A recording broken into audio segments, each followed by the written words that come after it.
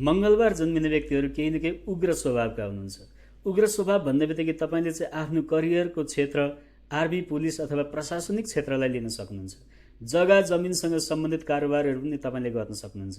कपाल ठाडो भएको अथवा घुङ्रिएको कपाल भएका र रातो वर्णको आँखाहरू पनि केही मात्रामा रातो रातो भएका र चाँडै रिसाइहाल्ने र चाँडै खुसाइ पनि हाल्ने खालको स्वभाव चाहिँ मङ्गलबार जन्मिने व्यक्तिहरूको देख्न सकिन्छ। नेतृत्व गुण लिएर जन्मिनुभएका यस्ता खालका व्यक्तिहरू नेतृत्वमा नै अगाडि बढ्न सक्नुहुन्छ र तपाईँ चाहिँ अत्यन्तै बहादुर, रचनात्मक भनेर चिनिनुहुन्छ समाजमा।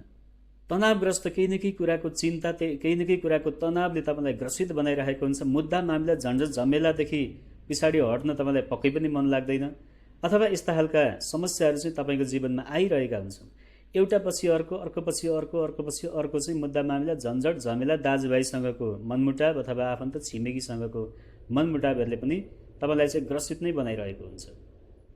केही न केही देखे जस्तो, केही न केही झस्के जस्तो तपाईँ बसिरहेको ठाउँमा पनि तपाईँको छेउबाट कोही चाहिँ अगाडि गयो पछाडि गयो भन्ने जस्तो लागिराख्ने, डर लागिराख्ने खालको चाहिँ स्थिति यदि मङ्गलको स्थिति कमजोर रहेको छ भने हुनसक्छ। तर यदि तपाईँको जन्मकुण्डलीमा मङ्गलको स्थिति ठिक छ भने तपाईँलाई अत्यन्तै साहसी, ऊर्जावान र धैर्यवान बनाउँछ।